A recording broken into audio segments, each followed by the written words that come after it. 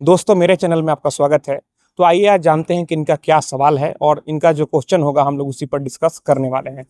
Actually होता क्या है, जब कोई नया बिजनेस चालू करने के लिए जाते हैं तो उन्हें बहुत सारी कठिनाइयों का सामना करना पड़ता है।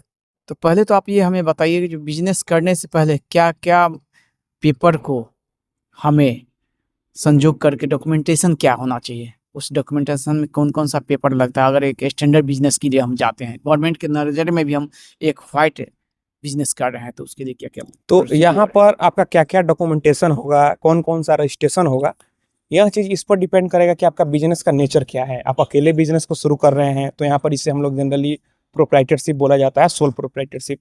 अगर दो लोग हैं तो पार्टनरशिप बनेगा। या फिर आप चाहते हैं कि आपका जो बिजनेस है थोड़ा कॉर्पोरेट टाइप का हो, तो फिर आपको एमसीए यानी मिनिस्ट्री ऑफ कॉर्पोरेट अफेयर, जो कि सीधे दिल्ली से होता है, उसमें रजिस्ट्रेशन कराना होता है। आमतौर पर बहुत पॉपुलर टर्म है प्राइवेट लिमिटेड, तो लोग प्राइवेट लिमिटेड बनाते हैं। लेकिन जो छोटे मोटे दुकानदार होते हैं यहाँ पर ज़्यादातर वो प्रोप्राइटरशिप फॉर्म ही बनाते हैं। इसमें फ़ायदा होता है कि ज़्यादा लीगल डॉक्यूमेंटेशन करने का ज़रूरत नहीं होता है, टाइम कम लगता है, लीगल कॉम्प्लायंस कम होता है। तो यहाँ पर आपका किसी भी तरह का बिजनेस है, प्रोप्राइटरशिप अगर फॉर्म है, तो सबसे पहले आपको अपने स्टेट के शॉप एक्ट में रजिस्ट्रेशन कराना चाहिए।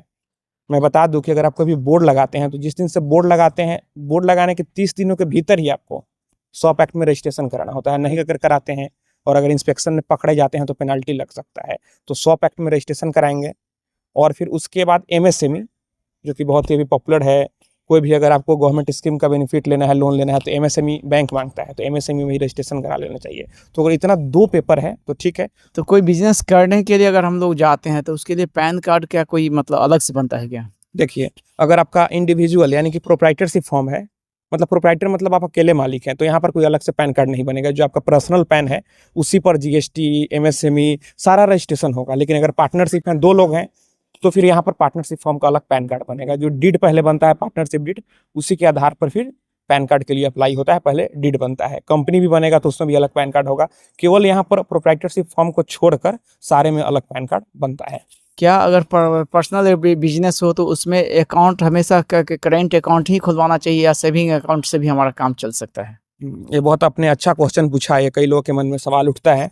तो यहाँ पर अगर छोटा मोटा है, अभी आपने शुरुआत किया है, मंथ का 4,000 5,000 ऐसे हो रहा है, तो आप सेविंग से काम कर सकते हैं। लेकिन कई बार यह देखा गया है कि इनकम टैक्स डिपार्टमेंट आपको दिक्कत नहीं करता है, लेकिन बैंक यहाँ पर आपके ट्रांजेक्शन को, बैंक का जो सॉफ्टवेयर होता है वह ट्रैक करता है कि रोज छोटा छोटा ट्रांजेक्शन आप 10-10 रुपये का ही करते हैं, लेकिन आपको बैंक से फिर मेल आ जाएगा कि आपका अकाउंट अब क्लोज कर दिया जाएगा, चूंकि आप अपने सेविंग अकाउंट का यूज मैंने पर्सनल बिजनेस एक्टिविटी में कर रहे हैं। तो मेरा सजेशन है कि आपको करेंट अकाउंट ओपन करा लेना चाहिए। अब यहाँ पर रजिस्ट्रेशन नहीं है, कई लोग गांव में रजिस्ट्रेशन नहीं कराते हैं, ऐसे ही दुकान खोल दिए। तो यहाँ पर आप अपने इंडिविजुअल करेंट अकाउंट, मतलब कि नाम से, इसमें कोई रजिस्ट्रेशन का जरूर नहीं है, आप अपने नाम से भी करेंट अकाउंट ओपन करा सकते हैं। मतलब करेंट अकाउंट खुलवाने के लिए कोई बिजनेस टर्म या बिजनेस की बात नहीं आती है, हम पर्सनल भी एक करेंट अकाउंट खुलवा सकते हैं। उसका बेनिफिट्स क्या है? जी, अगर यहाँ पे फर्म के नाम से करेंट अकाउंट ओपन नहीं कराना है तो फिर इंडिविजुअल अपने नाम से तो आप बिना रजिस्ट्रेशन का खुलवा सकते हैं। अब इसके बेनिफिट क्या है? सबसे पहला कि अगर करेंट अकाउंट में आप ट्रांजेक्शन करेंगे, कल को बैंक में जाएंगे कि मुझे बिजनेस लोन लेना है, तो पहले स्टेटमेंट ही मांगेगा। सेविंग रहेगा तो उतना आप इन्फ्लुएंस बैंक को नहीं कर पाएंगे। अगर करेंट अकाउंट रहेगा, यहाँ पर इंडिविजुअल ही करेंट अकाउंट क्यों नहीं हो, लेकिन अगर करेंट अकाउंट रहेगा तो यहाँ अच्छा रहेगा। तो ये अगर हम जाते हैं बिजनेस करने के लिए जा रहे हैं तो ये तो मैंडेटरी हो गया, जो करेंट अकाउंट और ये अपना जो लेकर के चलते हैं पेपर डॉक्यूमेंटेशन हो गया। तो एमएसएमई से इसका बेनिफिट्स क्या लिंक अगर होता है ये बताइए जी, मुझे। एमएसएमई देखिए, आज के डेट में सेंट्रल गवर्नमेंट एमएसएमई को इतना प्रमोट कर रहा है कि हर चीज़ में आप अकाउंट ओपन कराएंगे, उसमें भी बैंक वाले को उद्यम नंबर डालना होता है। लोन सैंक्शन करेंगे तो वहाँ भी, तो यहाँ पर सबसे बड़ा बेनिफिट मिलता है कि आपका जो बिजनेस है सेंट्रल गवर्नमेंट के अंदर रजिस्टर हो जाता है, चूंकि ये सीधे सेंट्रल गवर्नमेंट से होता है।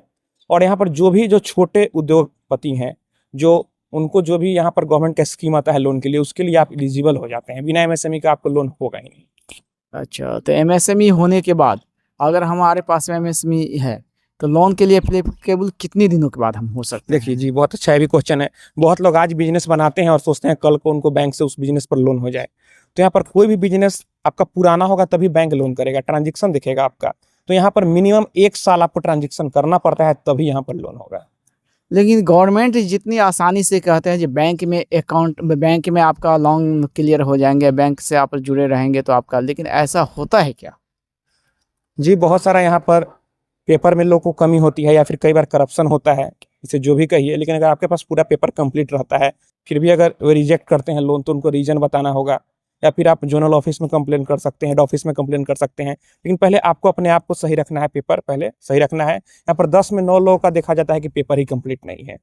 किसी का सिविल अच्छा है तो आईटीआर नहीं है, आईटीआर है तो बैंक में ट्रांजैक्शन नहीं है, बहुत तरह का बात होता है। तो पहले पेपर चाहिए कि सही हो। लेकिन बैंक में ऐसा होता नहीं।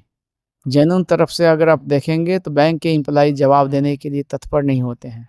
आपका ऊपर से ही रिजेक्ट होकर के आ गए, हमारे ब्रांच में कोई अधिकार नहीं, हमारे हाथ में कुछ नहीं है, तो उसका समाधान के लिए कहाँ जाना तो चाहिए? यहाँ पर आपके पास सिंपल रास्ता है कि आप आरटीआई पर लगा दीजिए।